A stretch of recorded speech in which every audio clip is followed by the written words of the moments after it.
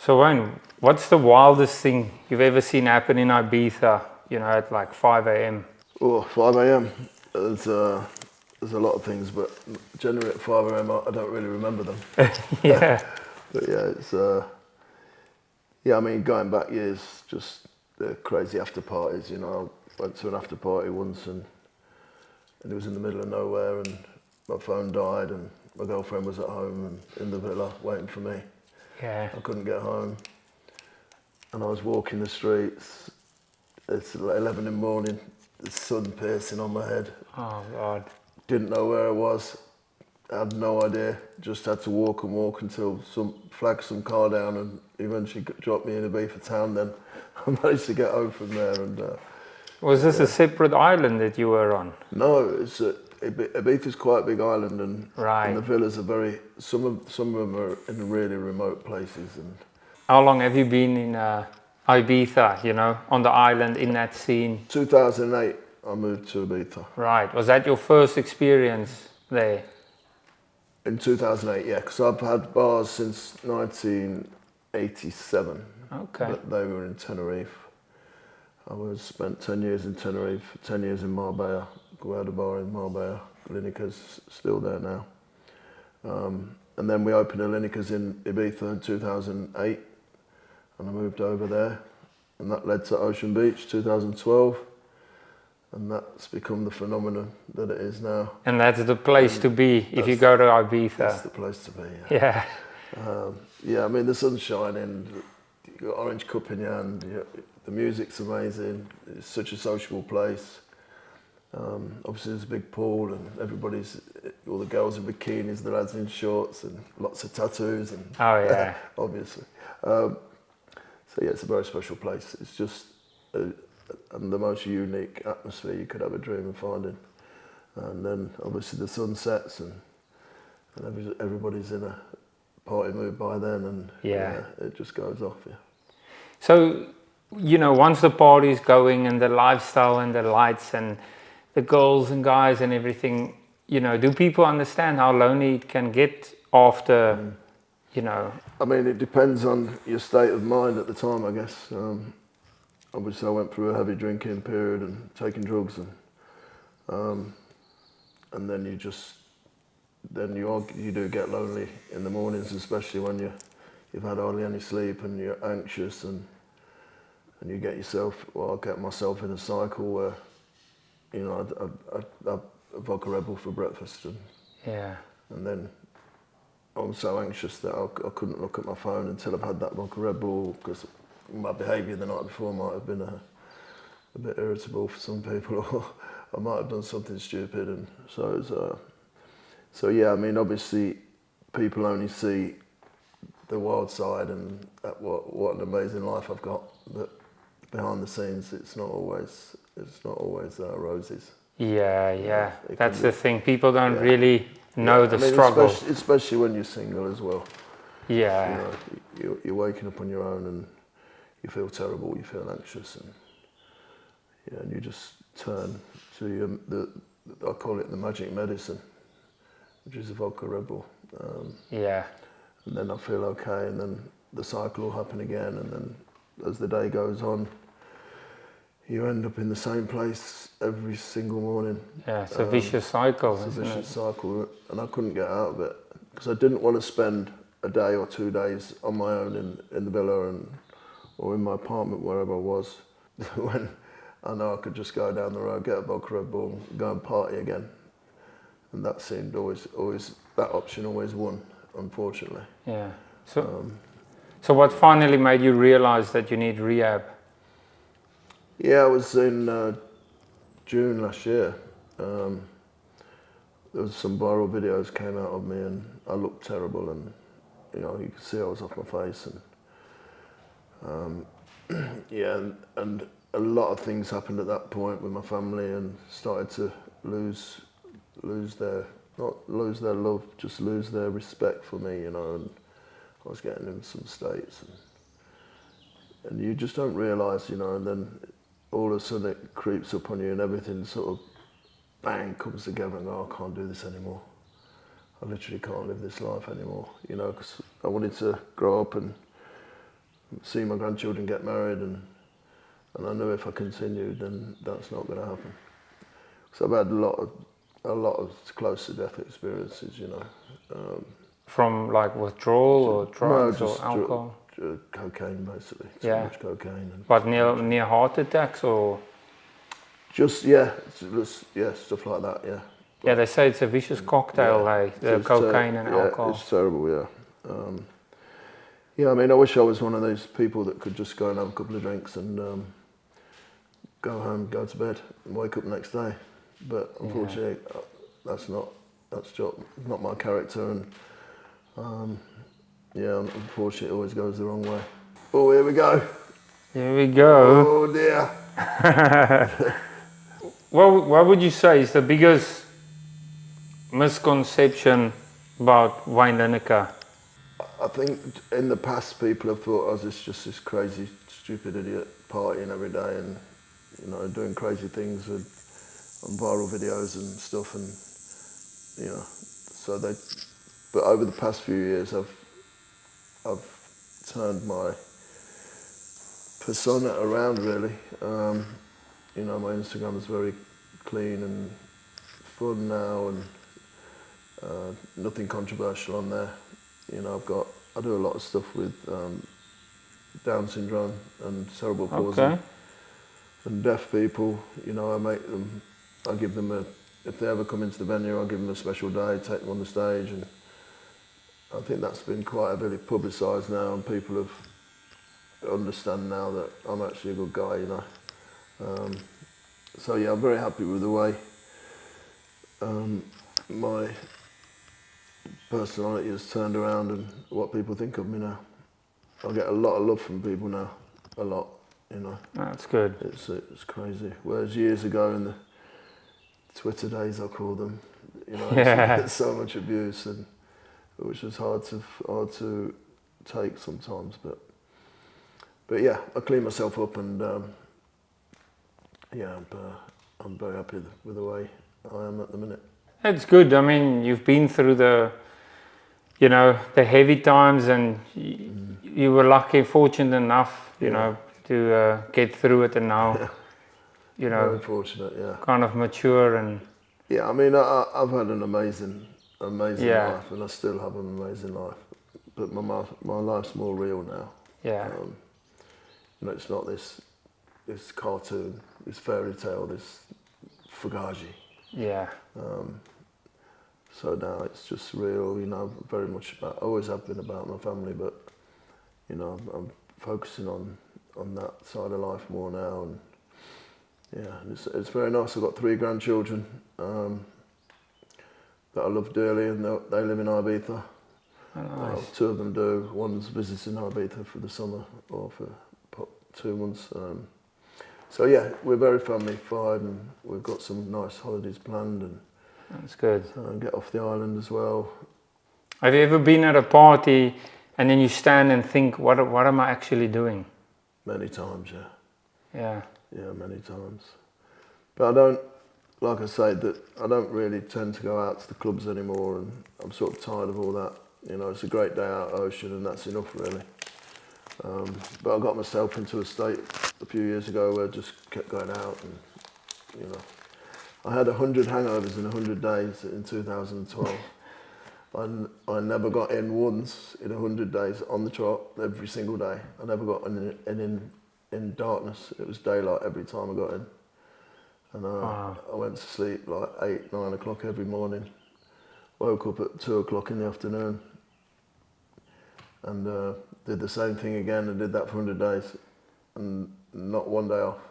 So, bit of an achievement, I guess. Yeah, I guess so. Obviously, I had a lot of help with the vodka Red Bull, etc. Oh yeah, you probably get longer out of life now, because that lifestyle will kill you. I feel so much better now. Yeah. Like I think I said to you earlier, that at one stage I felt like I was 100 years old in the middle of the night, going downstairs for a glass of water or something.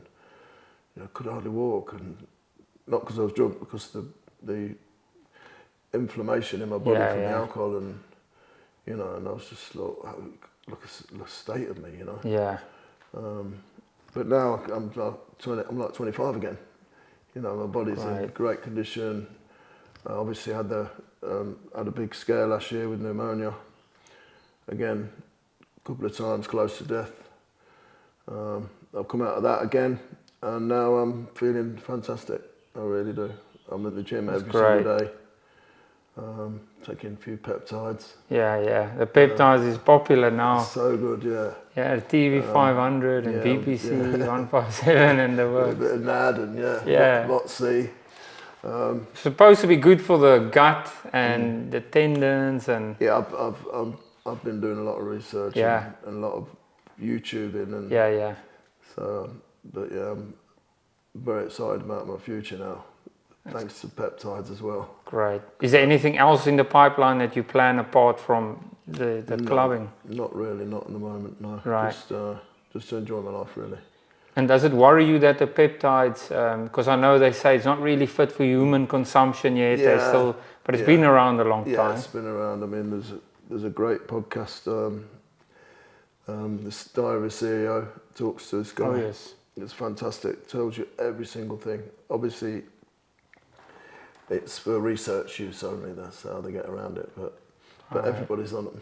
But the studies they've done, it's only a matter of time before they can become fully legal and approved by is it FDA, is it? Yeah. I think you just need to be sure where you source it from, so it's not some geezer mixing it in a bathtub at home. You know what I mean? Oh, that's the problem, isn't it? When something gets so popular, people are like, oh, let's you know, there's a lot of fake stuff on there. That's it. I totally agree, you have to be careful. Gotta have a good dealer. And remember, it's only for research. Yeah. And what's the craziest offer or DM you've had from a girl? I've had some mad DMs. Just girls asking to fly them out or to buy them a car or. What makes people think it's okay to just ask people to buy them cars and stuff? And I get a lot of DMs just asking for money. Like they give me a soft story about the family and they say, "Can you send me 10 grand?" You know, people I just don't even know. You know. Yeah. I get a lot of them. Yeah, obviously a lot of girls. Will you fly me out? I can stay with you for a weekend. It's not a problem. I'm like, I'm alright. And girls actually do this? Yeah, always, constantly. Like, we must get 3 or 4 a week of DMs asking for stuff. Does that make you think these women got no respect for themselves? Or? It's not just women though, it's men as well. Oh, the men as well, yeah. You know, they'll try and think, I need to raise some money here. I know, I want to DM Wayne Lineker, he might help me out. And they just DM me and ask for money. Wow. I don't know how they got the nerve, really. Yeah. And then I'll go on their profile and they're not even following me. You didn't get off to a good start there, mate. Do you think fame and attention can become an addiction? It can become an addiction, yeah. It's very... It fires your adrenaline. You know, when I walk into Ocean, it's like the attention I get is just ridiculous, and it's overpowering, overwhelming, you know. So yeah, obviously the adrenaline boost and with the alcohol and that, and everything's just too much sometimes. And how do you deal with it now that you're sober? I just go earlier now and leave earlier. So I'll probably go in about 3 in the afternoon, just have a couple of hours there, and then leave, go and see my granddaughters, and then go up for some dinner, and then, because I'm enjoying cooking as well now. I'm into my cooking since I've been healthy.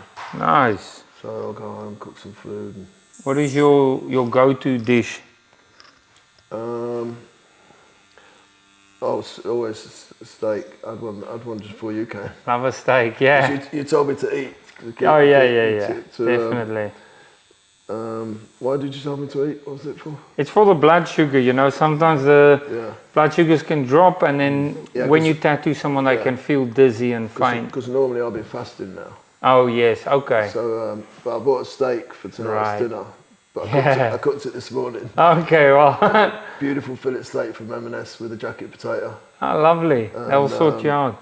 Well, you yeah. could have been But passed out on the floor. yeah, Yeah, I like cooking steaks and meat and yeah, a bit of fish. And I mean, nice.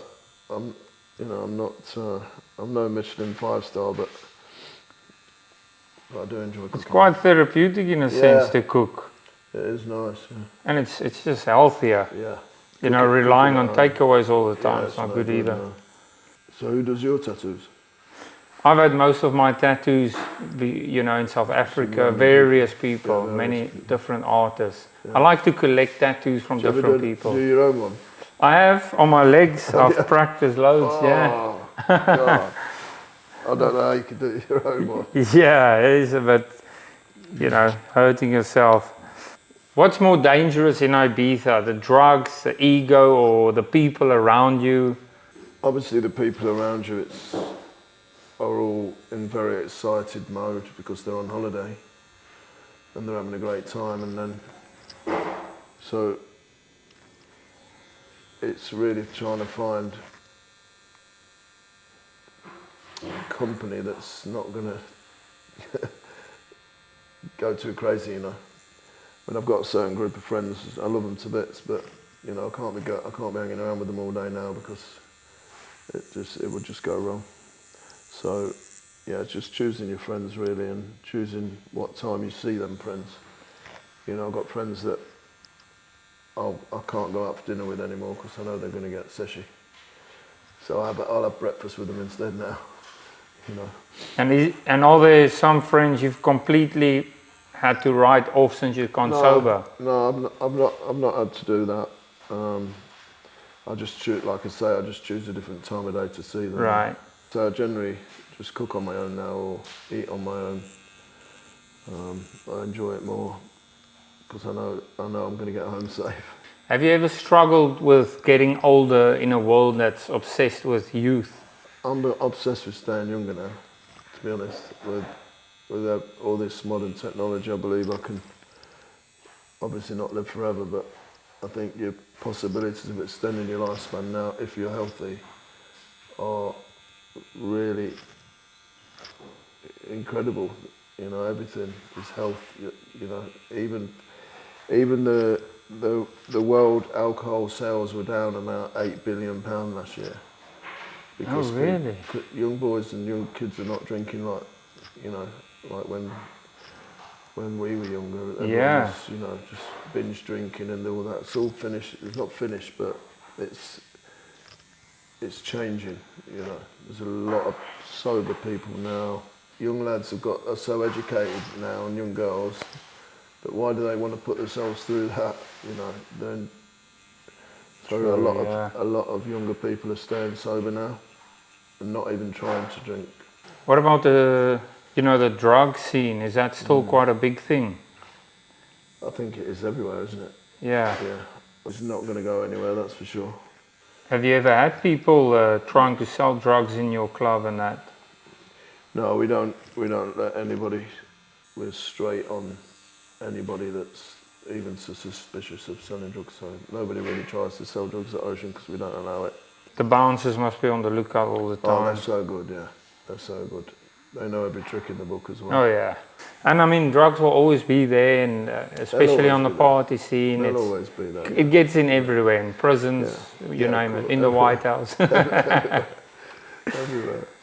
But it's part of the world, isn't it? I mean, let's face it. And what's something about the Ibiza night scene that the public would be shocked to hear? I just feel that people just love the scene in Ibiza because the island's so magical and it's full of soul, and it's like it's got so much soul. Like people ask me Dubai or Ibiza, I'll always say Ibiza because of the soul. It's so spiritual, and the magic that it brings, which is why I'm having this tattoo. Yeah, do you want to tell us about this tattoo, what it resembles and what it is? There's a flower or a plant called bougainvillea. It's very famous in Spain and especially in Ibiza. So it's the flower of Ibiza and it's called bougainvillea. So my idea was to have the Magic Island, but in Spanish, La Isla Magica, surrounded by bougainvillea. So that's the story, but because I think it is the Magic Island, I call it the Magic Island. But I thought it might probably be a bit cooler in Spanish. Yeah, I like it.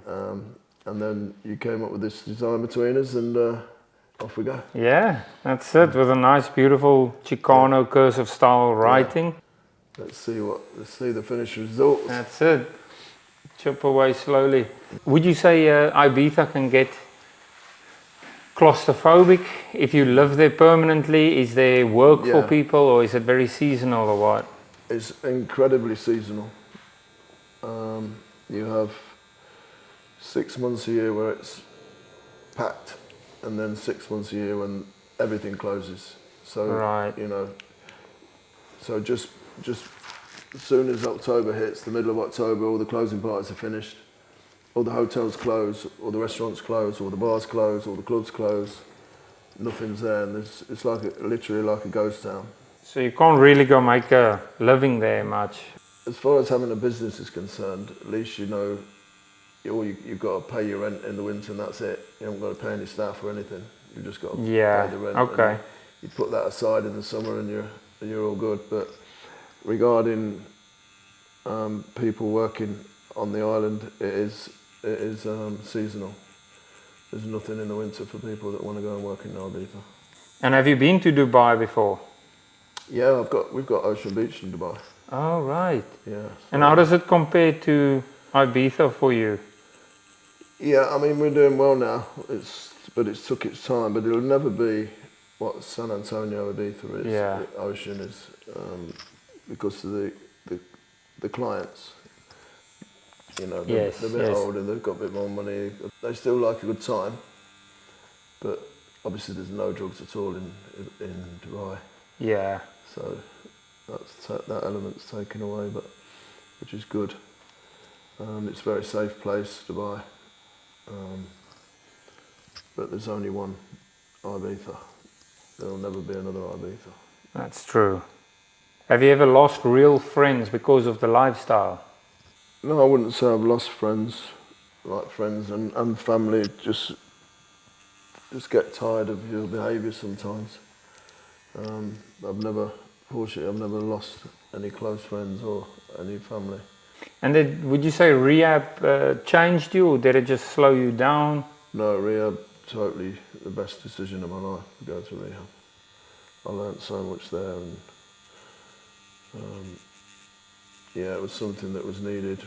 And my partners at the time, well, my partners in Ocean, you know, were fed up with my behaviour, and rightly so. And they said, you know, finally pushed me over the line to go to rehab, and it was the best thing I did. You know, I embraced it. I did all the meetings, all the one-to-one therapies, group therapies. I went out the complex with the groups of us to go to AA meetings, etc. And I was there 6 weeks, and came out a new man. Wow, and 6 weeks isn't even that long, but it's important that it has to come from you if you want to go sober, right? I mean, it doesn't matter how much people moan at you. It doesn't matter, no, you've has to come. You've got to make that decision yourself. And people's perception of rehab is nothing like it really is. It's so nice in rehab, and everyone's nice, everyone's there for the same reason. You know, you hear some incredible journeys and stories while you're there, and how people have, you know, turned their life around. And it's just a great atmosphere. The staff are amazing. Everybody's so helpful. The medical side of things there is really good. You know, it's just so spot on. Even the food's good. Yeah. Was where I went anyway, which was Life Works in the Priory. And what would you say, what's the darkest period of your life that people don't really know about? Yeah, just before rehab, really, when my behaviour became very erratic, and like I said, the lonely mornings, waking up feeling terrible and reaching out to to the magic medicine, and because the anxiety was so overwhelming.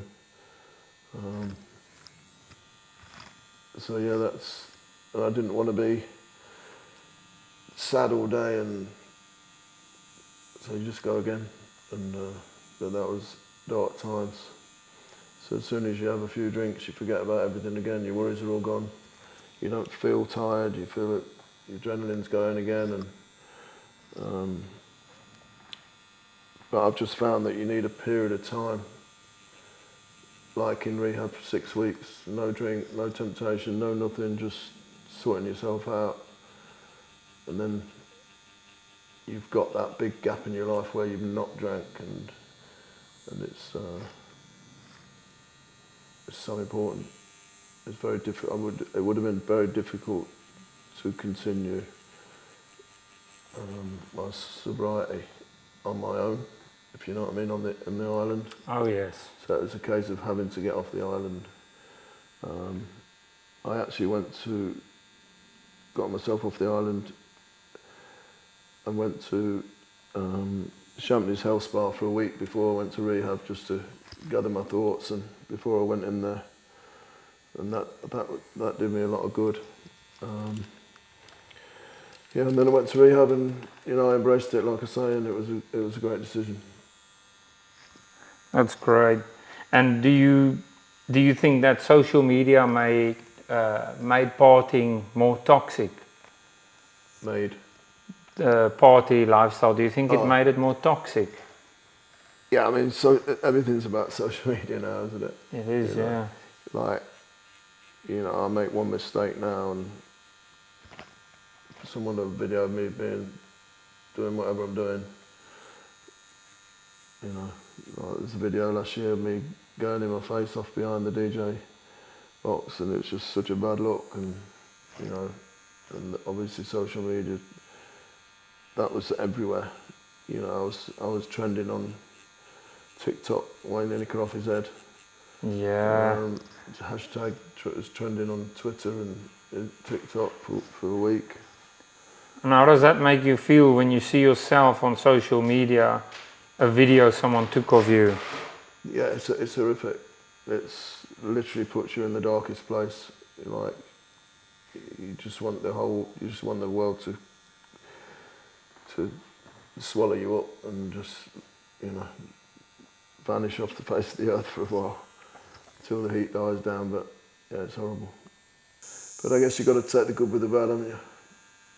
I've had a lot of great exposure on social media as well as bad exposure, Yeah. And that's what I'm focusing on now, is more of the good side of life, and so I have a lot to be grateful to social media for, and so does Ocean Beach. The amount of posts daily about Ocean. It's everywhere in the summer.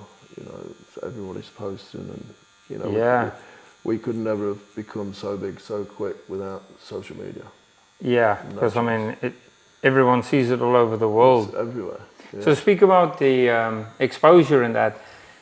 You know that lad who got popular dancing on his own, and they call him Final Boss, Ibiza's Final Boss. So what's the story with him? I'm sure you've met him. I've met him, yeah. I mean, he's all right, bless him. What can you do? But he was absolutely everywhere. Yeah. And I'm going, hold on a minute, there's only one Ibiza boss, and that's me. Yeah. So slow down, mate. Did you tell him? I did a post about it, didn't I? And I said, you enjoy your moment for now, because it's not going to last forever. Yeah. And, I mean, it's already kind of blown over, hasn't it? Yeah, it's been now. But I don't think anyone's ever gone so viral as him. That was insane. Apparently he made loads of money featuring in clubs and... Mm-hmm. Yeah, it was mad. What's your relationship with women really like behind the headlines? I'm single, I'm very happy. I enjoy my own company. People think I'm out sleeping with this girl, that girl every night, and this, that, and the other. It's just not me. I'm just not that guy. So yeah, I'm looking for for a life partner now, but You are looking. I am, yeah. You're not on any dating sites, are you? No, I'm not dating sites, no. But I mean, Ocean Beach is a bit of a dating site, isn't it? Yeah, I guess so. Yeah, no, what more do you need than that? But my children said, Dad, you're not going to meet your future wife at Ocean Beach. That's, yeah. I think there's a lot of truth in that. Yeah. Or in any pub for that matter. Yeah, but it's all on social media now, isn't it? But I obviously interact with a few girls on social media and WhatsApp, and as I say, when you least expect it, I guess. yeah, I mean, it's not easy dating Wayne Lineker, is it? Let's be fair.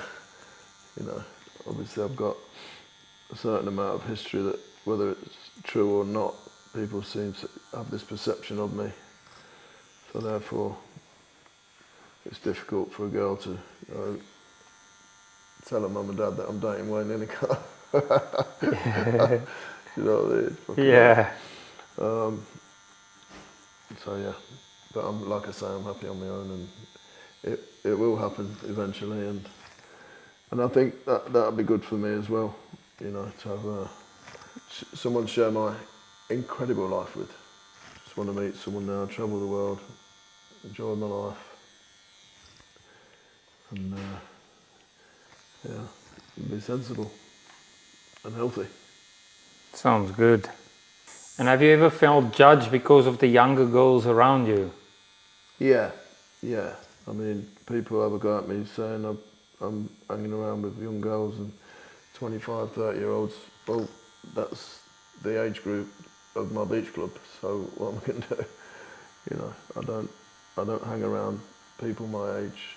You know, it's just the lifestyle I'm in every day.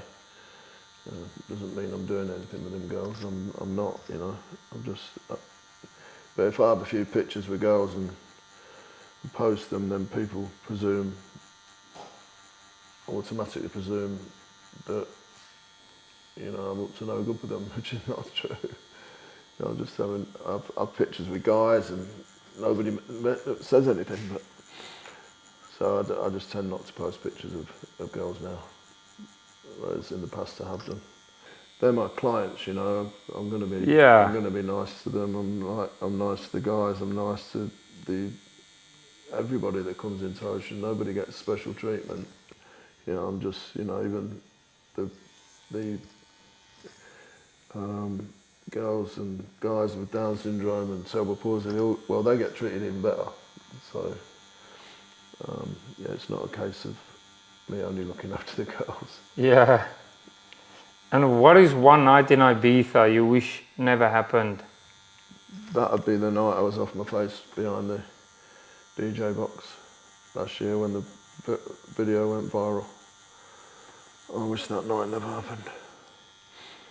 But in saying that, that was the kick up the arse I needed.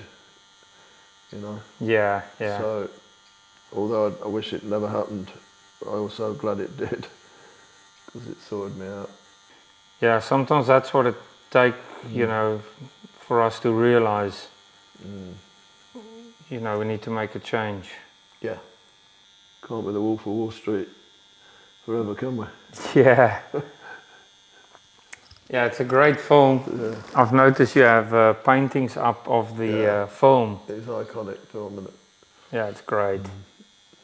Looks like a bloody good time. Do you know the remarkable thing is that Margot Robbie, the first day I went into rehab, Margot Robbie was in the venue in the Ocean, whereas normally I'd have spent the day with her. Oh, wow. And that was the first day in rehab. I bet you were gutted. Oh, and I was even more gutted because my partner Tony Truman sent me a picture of him and her behind the stage in Ocean. And I'm like, fucking hell. Couldn't you just check out quickly and say, can I start tomorrow? Yeah.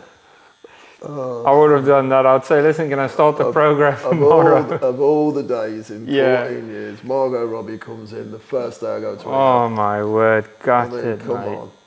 That's just brutal punishment. Murphy's Law, that. Yeah. So when the music stops and everybody leaves, what is Wayne Lineker really like then? Well, it depends on what kind of place I'm in mentally. But if you go back a year, when my troubled time, I'd just be going out to. I've got a bar called Ithaca that's very busy. That's ours. We own that, and yeah, I used to go there every night, and then just basically my personal security would eventually say, Wayne, it's time for you to go home, and he'd take me home, and then I'd collapse and wake up the next day depressed again. And then, so yeah, but now, 1 year later, I would it'll be a totally different story. You know, I'd just go home, cook myself some dinner, or go out on my own, have some food. And then I wouldn't go out drinking, obviously, or to Ithaca or to any club. I wouldn't go to a club anymore. I'm tired of all that now. Yeah. And it's not easy being in a club sober. It's very difficult. It's very difficult at Ocean for me as well. So I have to cut my time short in Ocean. Instead of being the first one there and the last one out, which I've done for many, many years and had the time of my life, but I can't do that anymore. And I don't want to do that anymore.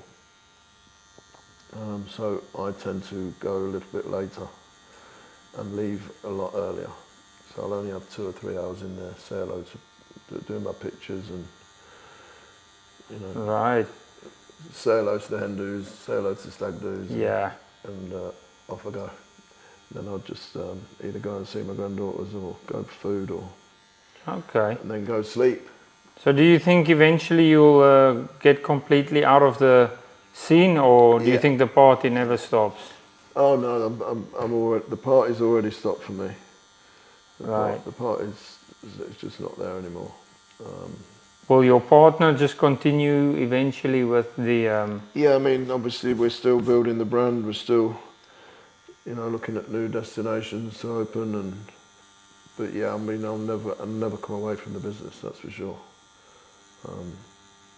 Maybe one day we'll sell up or whatever, but at the moment we're enjoying being the best beach club in the world, and we love people having a good time, and that's what I get my buzz from, you know, now. Just seeing the masses of people just happy, smiling. Not everybody smiles at Ocean. Yeah. Everybody, you know, they're just in such a great mood, and you sit back and look at a full venue, and the atmosphere in there is just is incredible. You know, everyone's dancing, and the orange cups in the air, and the sun's setting, and the music's going, and everyone's in an amazing mood, and yeah, it's. And do you have many celebrities hanging out there as well? Yeah, a lot. We get a lot of celebs now. Stormzy was in there the other day, and who? Stormzy. Oh yeah, the rapper. But we get a lot. We get, you know, Conor McGregor comes a lot. And Ed Oh Sheeran really? comes every year. So if Conor McGregor is there, all the footballers, all you know, in June after the football season, it's like a PFA meeting in there. All the Premiership footballers are in there, and all the England players. Well, not this year because they got the World Cup, but But yeah, it's we get a lot of celebrities now. So say if Conor McGregor is there, do they get special treatment, or do they have like? Conor makes sure he gets special treatment. Does he bring his own bodyguards? He brings his own security, yeah. But he's a unique guy. Yeah. And there's only one Conor McGregor. But he has a great time, and he's always on a table where it's not easy for people to access it. So we always put him at the back, and he has his security around him. And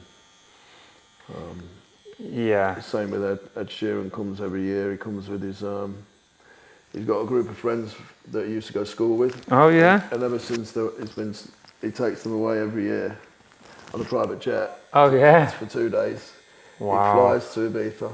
The same group of lads flies to Ibiza and goes straight to Ocean Beach, has one night at Ocean, and then maybe go out to a club after, and then the next day they go home. Oh wow. He does it every year. And How cool is that? 2 years ago he came and he sang 5 songs on stage at Ocean. And it went absolutely crazy. Yeah. He was doing karaoke songs, Spice Girls, and and he finished with Sweet Caroline, and he dived into the crowd off the stage. That's my greatest ever Ocean Beach memory. Yeah. That moment was so special. Yeah. Amazing. Because he just said, "Do you mind if because me and my partner Tony know him." He said he came up to us and said, "I fancy singing a few songs. Do you mind?" We were like, "No, we don't mind." And, so we got him on the bike and he went up there, and it was just an unbelievable day. Yeah, and it's moments like that make it really special, you know. So special. Apart from just all the drink and the usual shit, it's moments like that. Yeah, it was completely magical, and especially for the crowd that day. They had no idea it was coming, nor did we. We didn't know he was going to sing anyway. And for them to experience that, you know, because he did it from the love of his heart, not for money. Not for money or Thank anything. God, because we couldn't afford to pay him. If your life got turned into a Netflix series tomorrow, what episode would shock people the most? The family side of me and the caring side of me regarding people with disabilities and stuff. I think that's probably would shock people the most that didn't know me or didn't follow me on Instagram. But I'm all about my family. I absolutely love my family so much, and my grandchildren. Yeah, so I think that's I mean, it's not a shock, but I think it's something that people are surprised about. And why are people with disabilities so near to your heart? Going back to, must be 20 years, a woman contacted me. This was in the days of Lineker's Bar, and Ocean wasn't even born then. And a woman called Lynn Rowe messaged me, said that her son has got his Down syndrome and he's got leukemia, and he was only 2 years old. Wow. And his name was Ben, and they couldn't go on holiday in case he caught an infection, and because he got leukemia, so they needed a static caravan. Right. So I organised a concert for them in London with all the celebrities singing on stage, and my daughter sang as well. She was about 14 at the time. No, she was less. She was about 10 at the time, 10 or 11. Wow. And we raised the money for. But I've become very close to him. You know, I used to go and visit him every year, and they still use that caravan to this day. And they always send me pictures still. And he's 21 now, I think, the boy. Jeez. And that whole story and journey really touched me. And then ever since then, like for example, Victoria Bowman, who comes to Ocean Beach a lot, her sister messaged me once and said that Victoria, she got Down syndrome, has dreamed of going Ocean Beach, but she doesn't want to be in the crowds, blah, blah, blah. Is there anything we can do? And it was right before the opening party of, it was about 2014, 2016, something like that. And I said, they were coming the day, 3 days before the opening party, and they were going to stay for a week. I said, what I'll do, I'll open the venue a day early for you. I've got all the staff in, I've got a DJ in, I've got some, not all the staff, but I've got the reception in, they gave us champagne on arrival, and they had the whole club to themselves. Wow. We were playing the music, and you know, they literally had the best day of their lives. And for me to be able to give that possibility and dream of something so special it melts my heart, you know. Yeah, you see, it's I just feel I'm very fortunate that I can do that, you know. I take them up on stage when they come in the summer times, and deaf people as well, they come up, I bring them up, and they, deaf people that still listen to the music, but they listen to it through their feet and through their heart, and they're dancing, and like I'm saying, I'm trying to say, how do you hear the music? And they're going like this. Yeah. Oh man, that's amazing. Wow. See, that's the thing, it's priceless. Yeah, priceless. It's so priceless. And it's nice to make other people happy, you know. Yeah. Right, Wayne, thank you for the conversation. It was really interesting to have you on and also to hear a different side of, you know, your life. Yeah. So thanks for sharing that. Thanks. While you're giving me pain. It was a pleasure. We'll finish this tattoo now. Okay, thank you. Great, thanks. Cheers, mate. Cheers.